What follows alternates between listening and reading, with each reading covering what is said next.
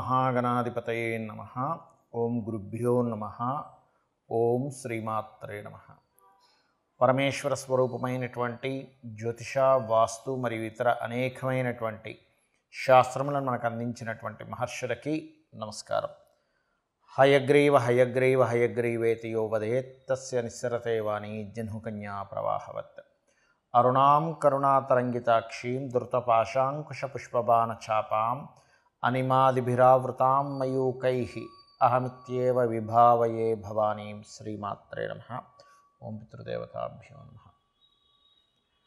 మనం ఈరోజు చెప్పుకోబోయేటువంటి టాపిక్ ఏమిటి అంటే 12 లగ్నాల వారు ఏ విషయాల పట్ల జాగ్రత్త వహించాలి, ఏ ఉపాసన చేసుకోవాలి, ఏ విషయాల వల్ల వీళ్ళకి కలిసి వచ్చే ఆస్కారం అధికంగా ఉంది అనే విషయాలు మనం ఇప్పుడు తెలుసుకుందాం. ఒకవేళ లగ్నం తెలియలేదు మీకు, రాశి చూసుకోవచ్చు. అంటే మేషరాశి, మరి మేషరాశిలో అశ్విని, భరణి, కృత్తిక, ఒకటో పాదం కూడా ఇదే వర్తిస్తుంది అంటే ఇదే వర్తిస్తుంది. అయితే ఫస్ట్ ప్రిఫరెన్స్ లగ్నానికి ఇవ్వండి, సెకండ్ ప్రిఫరెన్స్ రాశికి ఇవ్వండి లగ్నం తెలియని పక్షంలో. బికాజ్ ఆఫ్ మనిషి యొక్క మనస్సు కాబట్టి సెకండ్ ప్రిఫరెన్స్ దానికి ఇవ్వచ్చు, అందులో ఎటువంటి దోషం లేదు. అయితే దీనికి సంబంధించినటువంటిది ఇది మీరు పలానా లగ్నంలో లేదా రాశిలో పుట్టినందుకు ఇవి చెప్తున్నా. బట్ మీ పర్సనల్ చార్ట్ బట్టి కొన్ని కండిషన్స్ ఉంటాయి, అది నేను మీకు వీడియో ఆఖరిలో చెప్తాను. వీడియో ఆఖరి వరకు చూసినట్లయితే మీకు పరిపూర్ణంగా తెలుస్తుంది. ఇప్పుడు ఒక్కొక్క లగ్నం గురించి మనం తెలుసుకుందాం. కుంభ లగ్నము, కుంభరాశి. కుంభ లగ్నంలో జన్మించారు, యాజిటీస్గా మీరు నేను చెప్పిన ఫాలో అవ్వచ్చు. లేదండి లగ్నం తెలియదు అప్పుడు ఏం చేయాలి అంటే రాశి చూసుకోండి. ఆ రాశిలో కూడా కుంభరాశిలో ఉండే నక్షత్రాలు కనుక చూసుకున్నట్లయితే ధనిష్ట 3-4 పాదాలు, శతభిష నక్షత్రము, అదేవిధంగా పూర్వభాద్ర నక్షత్రం 3 పాదాలు ఉంటాయి. సో ధనిష్ట, శతభిషము, పూర్వభాద్ర నక్షత్రం వాళ్ళు ధనిష్ట వారు స్కందుని యొక్క నామస్మరణతో నిద్రలేచి కాసేపు ఒక 10 నిమిషాలు స్కందుని తలుచుకుని ఓం స్కందాయ నమః అని ఆ రూపాన్ని చూసినా దర్శన మాత్రమే స్కందుడు మనకి తన యొక్క శక్తిని మనకు అందిస్తాడు అని చెప్పి శాస్త్రాల్లో ఉన్నటువంటి అంశం. అదేవిధంగా శతభిష నక్షత్రంలో జన్మించారు మీరు, అప్పుడు దుర్గా అమ్మవారిని తలుచుకొని నిద్రలేవండి. అప్పుడు ఏమవుతుందంటే అనవసరమైనటువంటి భయాలు, శతభిష నక్షత్రంలో జన్మించిన వాళ్ళని చూస్తే వాళ్ళు పెట్స్ని చూసినా, పురుగుల్ని చూసినా, పక్షుల్ని చూసినా కొంచెం భయపడుతూ కూడా ఉంటారు. అంటే తెలియని ఒక భయం ఇబ్బందిస్తూ ఉంటుంది, ఆ భయాలు కూడా పోతాయి. అలాగే పూర్వభాద్ర నక్షత్రంలో జన్మించినట్లయితే దత్తుడిని స్మరించుకోండి. అంటే మీ లైఫ్లో నిద్ర లేచినప్పటి నుంచి ఫస్ట్ ప్యాటర్న్ ఇలా స్టార్ట్ అవ్వాలి. బికాజ్ ఆఫ్ దీనివల్ల మీ యొక్క మెంటల్ స్ట్రెంగ్త్ విపరీతంగా పెరుగుతుంది. మీరు తీసుకున్న ప్రతి డెసిషన్ కూడా అద్భుతంగా ఉంటుంది, ధైర్యంగా మీరు ముందుకు వెళ్ళగలుగుతారు. ఇక రెండవ విషయం ఏంటంటే మీ కర్మ దేంతో సంబంధం కలిగి ఉంటుంది, మదర్తో కనెక్ట్ అయి ఉంటుందండి. మదర్కి మీకు అంటే మదర్ వల్ల మీరు మానసిక స్ట్రెస్ అవ్వచ్చు, మదర్కి మీరు కొంత రుణపడి ఉండొచ్చు. మదర్ మూలంగానే మీకు మదర్ అనేటువంటి ఒక పాత్ర మీ లైఫ్లో ఎక్కువగా లీడ్ చేస్తుంది. అందరికీ ఉంటుంది కానీ వీళ్ళకి కాస్త ఎక్కువగా ఉంటుంది. అది ఘర్షణ రూపంలోని, లేకపోతే ఇంకొక ఘర్షణలో వీళ్ళు ఇన్వాల్వ్ అయితే వాళ్ళకి చేసే సేవ రూపంలో ఇట్లా ఉంటుంది. ఎనీథింగ్ మదర్ చుట్టూ తిరుగుతూ ఉంటుంది. అలాగే మరొక విషయం ఏంటంటే ఇక్కడ సిబ్లింగ్ అండ్ కొన్ని ఆధ్యాత్మికమైనటువంటి అంశములు, పౌరహిత్య సంబంధించినటువంటి అంశములు, బ్రాహ్మణులు, వీళ్ళతో కర్మ కొంత లింకప్ అయి ఉంటుంది. ఇది అర్థం చేసుకోండి. ఈ కుంభ లగ్నంలో జన్మించారు అంటే గురువు, బ్రాహ్మణులు, తల్లి, ఈ లింక్లో ఉంటుంది మీ యొక్క ప్యాటర్న్. అంటే మీ యొక్క పూర్వజన్మ కర్మ దీంతో లింకప్ అయి వీళ్ళకి చేయాల్సిన సేవనివ్వండి, వాళ్ళ నుంచి మీరు పొందే ఇబ్బంది కానివ్వండి. అదేమిటండి వాళ్ళ నుంచి ఎందుకు ఇబ్బంది అంటే వాళ్ళ నుంచి మీ కర్మ కనెక్ట్ అయింది కాబట్టి. సో వాళ్ళ వల్ల ఇబ్బంది వస్తుంది, వాళ్ళ వల్లే మంచి జరుగుతుంది, వాళ్ళ వల్లే కొంత ఇబ్బందులు కూడా ఇన్ని కనెక్ట్ అయి ఉంటాయి.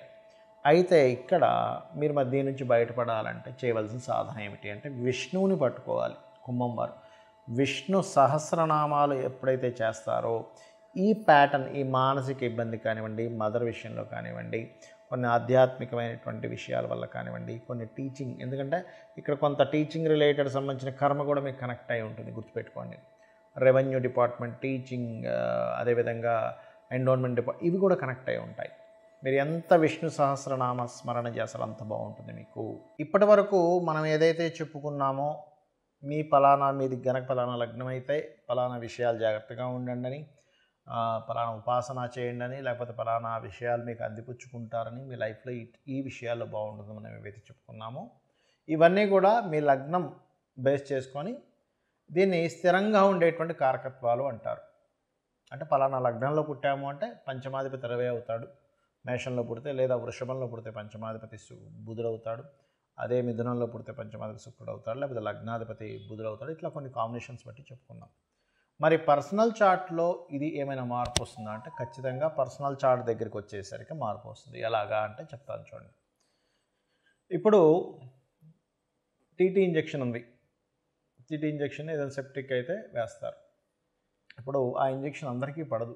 కొంతమందికి టెస్ట్ చేస్తారు, మీరు కొంతసేపు కూర్చోండి. ఎందుకండి అది అందరికీ వాడడానికే కదా అంటే కొంతమందికి స్పెసిఫిక్గా కొన్ని పడవు. కొన్ని ఫుడ్స్ కావచ్చు, కొన్ని మెడిసిన్స్ కావచ్చు, కొన్ని వాతావరణాలు కావచ్చు, కొంత నీరు కూడా. ఒక్కోసారి చూడండి, నేను వేరే దగ్గరికి వెళ్ళానండి, అక్కడ వాటర్ నాకు పడలేదండి అంటాం, అక్కడ గాలి నాకు పడలేదండి అంటాం, ఆ ఫుడ్ నాకు పడలేదండి అంటాం. ఎందుకంటామండి? మరి మిగతా 100 మంది బాగానే ఉన్నారుగా, నీకు ఒక్కడికి ఎందుకు ఇలా అయిందంటే బికాజ్ ఆఫ్ ఎవరి శరీరతత్వాన్ని బట్టి వారికి ఎలా అయితే కొన్ని విషయాలు బాగా పడతాయి, కొంతమందికి బాగా పడవు.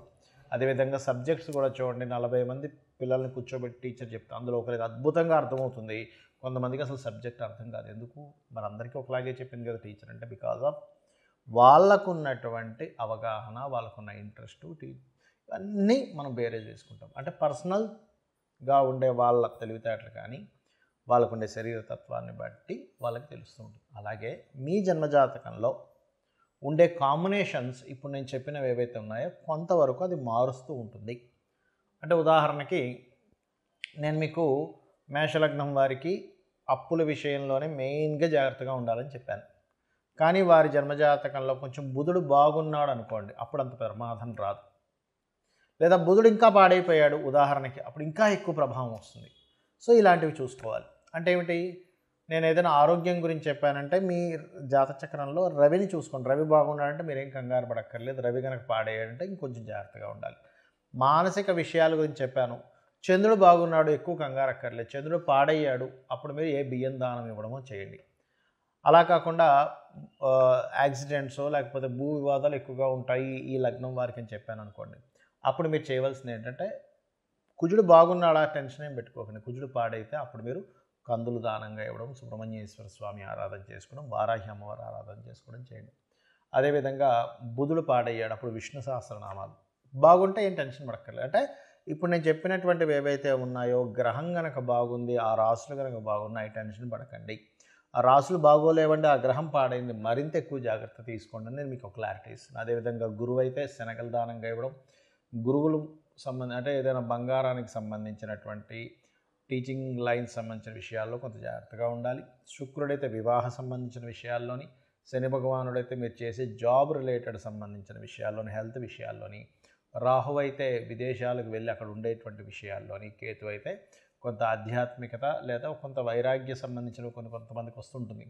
అది పర్టికులర్గా ఏంటంటే కొన్నిసార్లు అయ్యో ఇటువంటి వైరాగ్యం ఈ సమయంలో రావడం ఏమిటి అనుకుంటూ ఉంటాం. ఏది మన మహాభారతంలో ఆ యొక్క యుద్ధం జరిగే సమయంలో అర్జునుడికి వచ్చినట్టు, అంటే ధర్మాన్ని వీడి ఒక రకమైన వైరాగ్యం. అప్పుడు కృష్ణుడు లాంటి వాడు మనకు కావాలి. ఆ శ్రీకృష్ణ పరమాత్మ యొక్క భగవద్గీత ఎవరైతే వింటారో ఈ వైరాగ్యం కూడా తగ్గుతుంది. సో నేను చెప్పినటువంటివి పర్సనల్ చార్ట్లోకి వచ్చినప్పుడు కొంత మార్పు వస్తుంది అనేటువంటి విషయాన్ని మీరు అర్థం చేసుకుంటూ నేను చెప్పినటువంటి పరిహారాలు మీరు చేసుకొని ఆ పితృదేవతల అనుగ్రహం కూడా పొంది లలితాంబిక అమ్మవారి యొక్క అనుగ్రహం కూడా పొందాలని మనస్ఫూర్తిగా కోరుకుంటూ మీ యొక్క జీవితాలు మరింత ఉజ్వలంగా మరింత సక్సెస్ఫుల్గా సాగాలని మనస్ఫూర్తిగా కోరుకుంటూ శ్రీమాత్రే నమః.